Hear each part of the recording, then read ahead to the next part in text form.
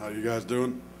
That is great to hear. That is good. I'm going to apologize right off the bat, folks, if I seem a little bit off tonight, but I'm hoping to get laid, so I slipped myself a roofie. Ladies, I am sleepy. I'm not sure how this drug works, but I feel sexier. So that should count for something. You guys excited? It's spring now. Yeah. Exciting springtime. I'm going to miss the winter. I am. I'm one of those weird beasts that does better in the cold. I don't know if you can tell, but I'm sort of blessed with a year-round sweater up here. I'm insulated like a new home. It's very hot. It's very hot up here. Summertime, I do not do well. Last summer was especially bad when it was like getting up, you know, plus 30, plus 40 with the humidex, whatever the fuck that is. It was far too hot. I evolved beyond sweating last summer. I was just creating a fine mist wherever I went. By midday, it would be an all-encompassing fog. And I'd have homesick British people clinging to me. It's like London in the springtime, Nigel. Quiet, you'll wake the rain beast.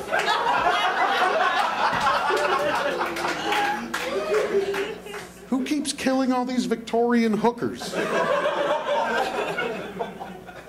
It's wicked foggy. You gotta be careful. People killing all those Victorian hookers. It's dangerous out there. I got mugged a while back, which tripped me right out because I'm kind of terrifying. If you saw me in a dark alley, you'd be like, well, that's where he belongs, and you'd leave me there.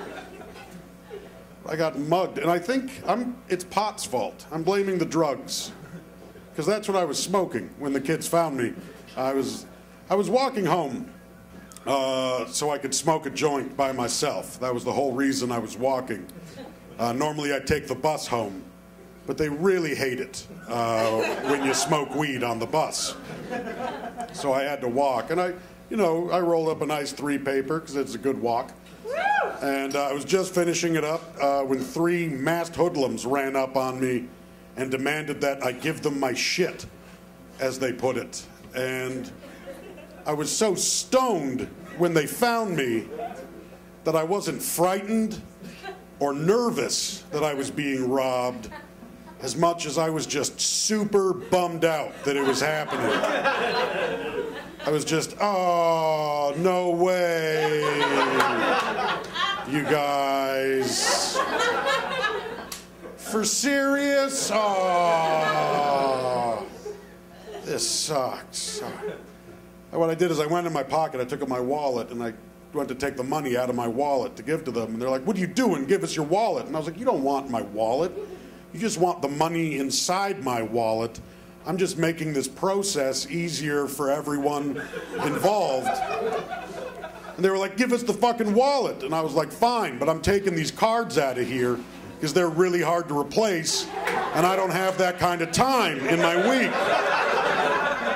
Which goes to show you how bad a victim I am, that I make up rules in the middle of my own mugging. And they were such awful crooks, they just let me do it. They're like, whatever, just give us the wallet. So I take the cards out and I hand the wallet to them. And at this point in my life, I'd been carrying the same Velcro surfing wallet since I was 13. So it was mostly duct tape and had a built-in keychain, because I'm kind of a pimp. And the kid took my wallet and he looks at it and he goes, yo, I don't want your fucking wallet, and gives it back to me. And I was like, I said that. That was the first thing I said to you. You were not a good listener at all. So they finished mugging me. They got the $20 from my wallet. My last cigarette, which is kind of funny because there was 3 of them, and my pager. Yeah, because I was the last man in Canada still carrying a pager. And these poor idiots thought it meant I was someone important. Who the fuck are you carrying around a pager? I said, if you look on the back of that, there's a sticker of a pig dressed as a sea captain. So that's not valuable to anybody. They were finished mugging me, so they went and they got into a car and drove away, which is fucked up. Because I was walking as an alternative to the bus. That means I just got robbed by people who own nicer shit than me. That is backwards. That is backwards robbery. But I still had all my cards, so I went to the bank, got out more money, bought a new pack of smokes, and then I went and got drunk, because fuck it, I just got robbed.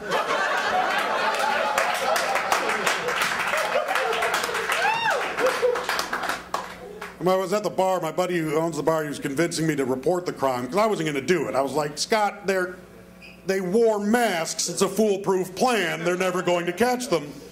And he was like, you should do it anyways, just so the cops are on the lookout in case they try it again in the neighborhood. And I was like, that makes sense as an argument. So after the bar closed, I went home and called the police station to report the crime.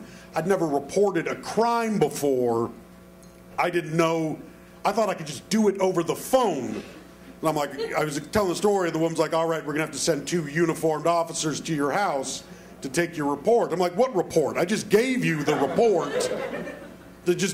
What I said, just tell them that. And they're like, we have to send 2 uniformed officers to your house. Like, I don't want 2 uniformed officers in my house. I keep drugs in my house.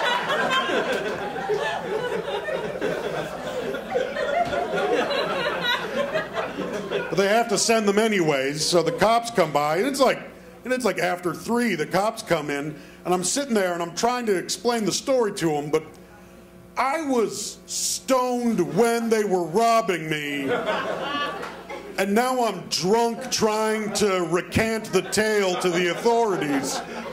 There's holes in my report. I'm a shitty witness to my own mugging.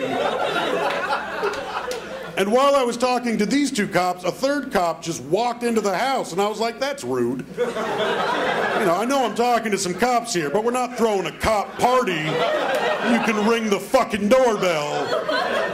There's manners. And he comes in, he sits down, and he seemed drunk, which really isn't a joke, he really seemed drunk. And he asked me the same questions the other cops just asked me, and then went, well, I guess I'll leave you in the hands of these capable officers. And I was like, that sounded really sarcastic. Are these shitty cops? That's not cool, man, sending me the shitty cops. And then they left, and I figure I'm done with it. I'm never going to hear about this again. I did get written up in the Etobicoke Guardian. Local man mugged. Big news. I would have made the front page, but there was a church bazaar on that week. It was very big in Etobicoke. I got in trouble for the newspaper article. Not newspaper. I'm giving a lot of credit to the Guardian right now. I got in trouble for the pamphlet article because my mom read it, and when I told her about getting mugged, I left out the fact that they stole my cigarette. So my mom comes up to me clutching the Guardian, going, oh, so we're still smoking, are we? Fuck off, Mom. That is not the point of that article at all. But I figure I'm done with it.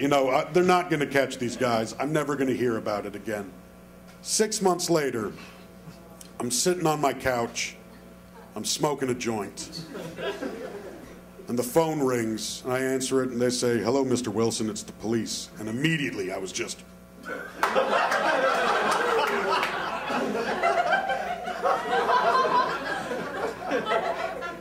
Can you guys see me right now? They're like, Mr. Wilson, we were wondering if you had any new information on the mugging that happened to you 6 months ago. I was like, I don't want to be rude, but I figured that when I told you about the crime, that you were going to investigate it. and I would just sit back and wait for an update. I didn't realize I was supposed to carry on a side investigation this whole time. Because I'll be honest, Chief, my paperwork's a little backed up on this case. I don't know what they thought I was going to say. They thought I was going to be like, yes, me and my crack team of specialists have busted this case wide open. You're going to want to have a seat. This goes all the way to City Hall. I didn't think about it till after I hung up, but what I really should have done is just went, you want to find your perps? Check the morgue. Click. What? Did he kill those guys? Hit redial. Wasn't that clever? I've been spending a lot of time with my family recently because I moved home, and that's where they are. I was with my family for Christmas this year, and Christmas big time around my parents' place. They get all into it. A lot of family traditions. The least popular family tradition, I have to say, at Christmas time is my mother trying to force all of her children to go to midnight service on Christmas Eve. It's something we've always tried to get out of over the years, basically because we thought church was kind of dull. But eventually my brother and I got older, and we were like, this is something, it really doesn't cost us anything. It's something very easy that we can do for Mom that makes her happy, so we should just suck it up and go. So my brother and I started our own Christmas tradition called Let's See How Drunk We Can Get Before 12. And the answer is always very. Always get really drunk if you apply yourself. I remember the first year we did it, we got nice and rye drunk, and then, everyone loaded into the family station wagon, and off we went, and, my brother and I were kind of at that giggly stage of hammered, and I say to him, wouldn't it be funny if we started a round of the penis game in church? And my mom says, well, what's the penis game? And I said, well, Mom, the penis game is when one of you says penis really quietly, and then the next person has to say penis a little bit louder. And you keep going back and forth until either one of you chickens out or one of you is screaming penis at the top of your lungs. To which she replies with, you are not playing the penis game in church. And I was like, of course we're not actually going to do it, Mom. We're just joking around. Who would play the penis game in church? Don't worry, we're drunk. So we get to church, and Mom likes to get to church early so we can get the seats down at the front, because that's where all the good religion is, people, is down at the front of the church. You don't want to be in the back getting the leftover Jesus with those heathens. You want that fresh squeezed Jesus right from the pastor's mouth. So we were second row of pews. Mom was delighted, and the service starts, so we all rise, and we're looking in the hymnal, and there's an older gentleman in the pew in front of us, and his eyesight not as strong as it used to be. He was having a bit of trouble following along with the words as they were printed in the hymnal. They were small. He was an older guy. His hearing's not as good as it used to be. He was having some trouble following along with the melody that the choir was singing. So this gentleman made up for these handicaps by singing just really loud and whatever the fuck he wanted. It was awesome, because he was all over the map. Just,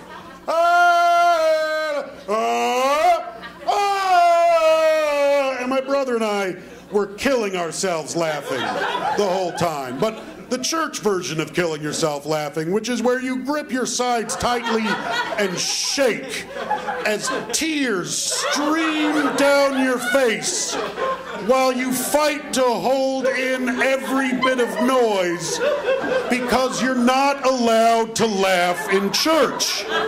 Because God forbid the sound of pure joy should emanate your lips in the house of the Lord. But this guy kept us entertained for the whole time. And then we got to the sermon. And at our church we had a Dutch minister named Jan, and a more aptly named minister I've never met. Because he would go on and on and on. And you'd think Christmas time you could Coles Notes the sermon. You know, you could speed it up a bit. I think everyone knows the Christmas story at this point. There was a virgin, and she gave birth to a baby at a petting zoo, and then 3 guys showed up with presents. One of them you recognize, 2 of them you have to look up. You know this. But he was just, he was droning on into infinity, and I was getting really, really bored, and I was still very, very drunk.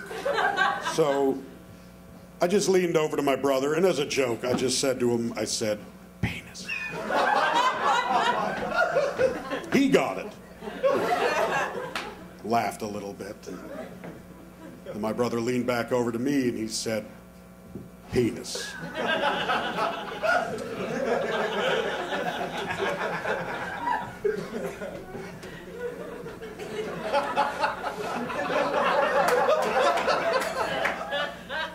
See, guys, I was only kidding when I said penis. But now that Carl said penis, well, we have ourselves a game. So it was on, and I was biding my time. I wanted to pick the perfect moment. And when I thought it was upon me, I leaned over to my brother, and I said to him, and that's all I got out of my mouth, because my mother karate chopped me in the throat.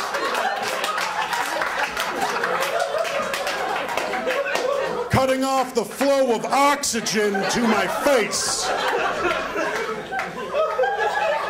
Then she said to my brother and I, in this voice, she said, "You are not playing the penis game in church!"